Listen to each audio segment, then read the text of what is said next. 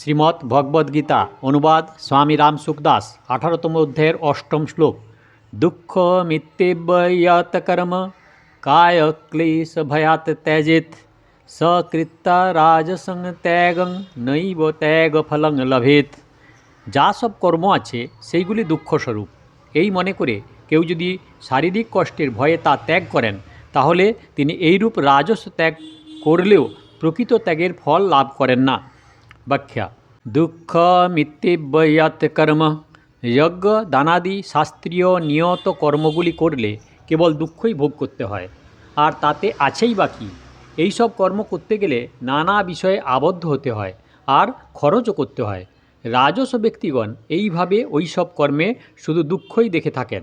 দুঃখ দেখার কারণ হলো যে রাজস ব্যক্তিদের পরলোক, শাস্ত্রাদি শাস্ত্রবিহিত কর্ম এবং তার পরিণামের উপর কোনো শ্রদ্ধা বা বিশ্বাস থাকে না। কায় ক্লেশ ভয়াত ত্যাজেত, রাজস ব্যক্তিদের শাস্ত্রমর্যাদা এবং লোকমর্যাদা অনুসারে চলায় শরীরে কষ্ট অর্থাৎ পরিশ্রম মনে হয়। রাজসিক ব্যক্তি নিজ বর্ণ, আশ্রমাদি ধর্ম পালন করতে এবং পিতামাতা, গুরু প্রমুখের নির্দেশ পালন করতে পরাধীনতা ও দুঃখ অনুভব করেন। এদের নির্দেশ অমান্য করে যেমন খুশি তেমন কাজ করাতেই তারা স্বাধীনতা ও সুখ অনুভব করতে থাকেন। রাজসিক ব্যক্তিদের চিন্তাধারা এইরূপ হয়ে থাকে যে ঘরে কোনো আরাম নেই, স্ত্রী পুত্রাদি মনের মতো নয়, কাজ করার জন্য কোনো আত্মীয় স্বজন নেই, নিজেকেই সব করতে হয়। অতএব সাধু হলে আরামে থাকা যাবে, বিনা খরচায় খাদ্য বস্ত্র পাওয়া যাবে, পরিশ্রম করতে হবে না।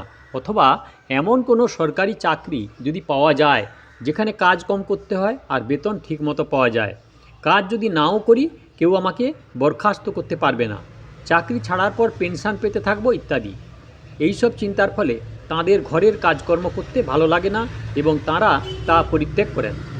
এখানে প্রশ্ন আসে এই যে জ্ঞান প্রাপ্তির সাধনায় বারংবার দুঃখ ও দোষ দেখার কথা বলা হয়েছে, আর এই স্থানে কর্মে দুঃখ দেখে তা পরিত্যাগ করাতে রাজস ত্যাগ বলা হয়েছে, অর্থাৎ কর্ম পরিত্যাগ করতে নিষেধ করা হয়েছে। এই দুটি কথা পরস্পর বিরোধী বলে প্রতীয়মান হয়।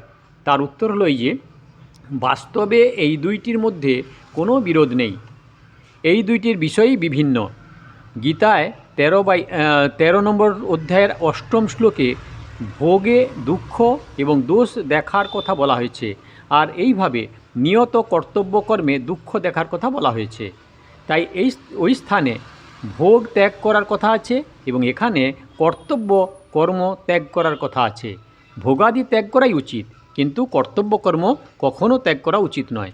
কারণ যেসব ভোগে সুখ এবং গুণ বুদ্ধি জন্মায়, সেই সব ভোগে বারংবার দুঃখ এবং দোষের চিন্তা করলে ভোগে বৈরাগ্য আসে, যার ফলে পরমাত্মা তত্ত্ব লাভ হয়। কিন্তু নিয়ত কর্তব্য কর্মতে দুঃখ কষ্ট চিন্তা করে সেটি পরিত্যাগ করলে সর্বদাই পরাধীনতা এবং দুঃখ ভোগ করতে হয়। যজ্ঞার্থাৎ কর্মণোহন্যত্র লোকহয়ং কর্মবন্ধনঃ। তাৎপর্য হল যে ভোগে দুঃখ এবং দোষ দেখলে ভোগাসক্তি দূর হয়, যার ফলে কল্যাণ হয়, আর কর্তব্যে কর্মে দুঃখ অনুভব করলে কর্তব্যে বিমুখতা আসে, যার ফলে পতন ঘটে। কর্তব্যকর্মের ত্যাগে রাজস এবং তামস দু প্রকার পার্থক্য থাকলেও পরিণামে আলস্য, প্রমাদ, অতিনিদ্রা উভয়ই এক হয়ে যায়, অর্থাৎ উভয়ই তামসিক হয়ে যায়, যার ফলে অধোগতি হয়। অধোগচ্ছতি তামসা।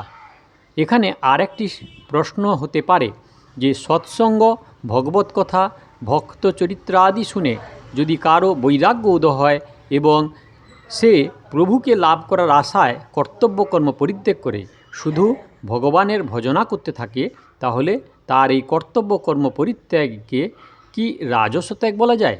এর উত্তর হলো না, তা নয়। জাগতিক কর্ম ত্যাগ করে যদি ভজন পূজনে ব্যাপৃত হন, তার ত্যাগকে রাজস বা তামস ত্যাগ বলা যায় না।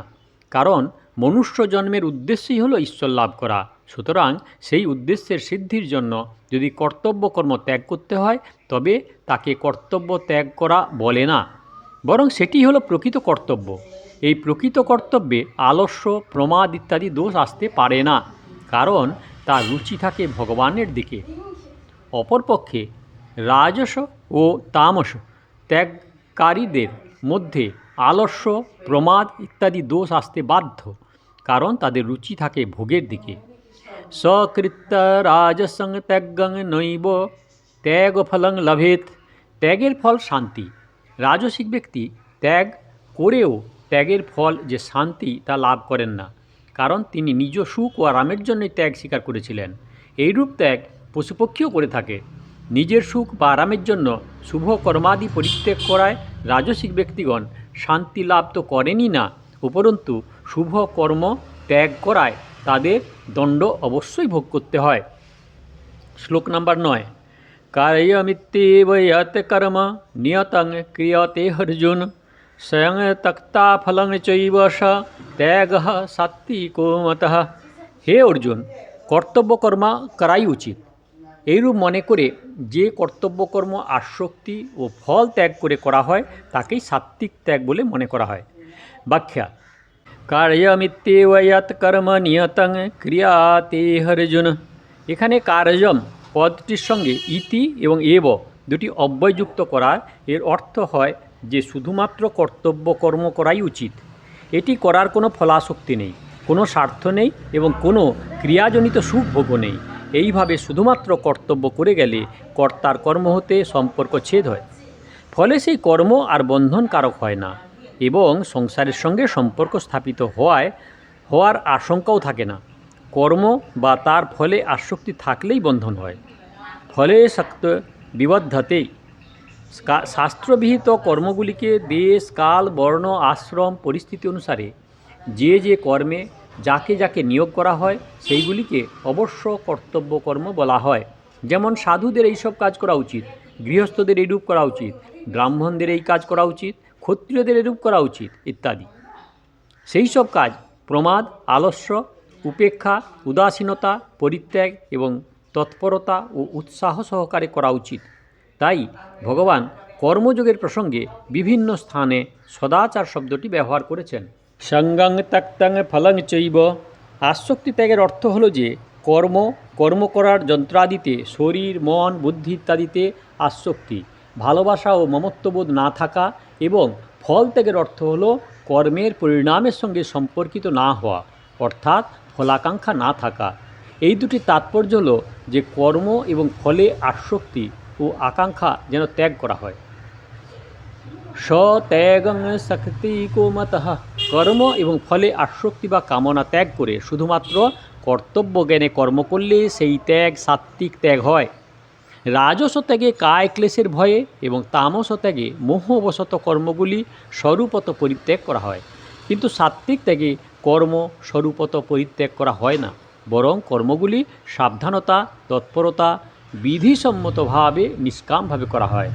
সাত্বিক ত্যাগে কর্ম এবং কর্মফলরূপ শরীর সংসার থেকে সম্বন্ধ বিচ্ছেদ হয়ে যায়।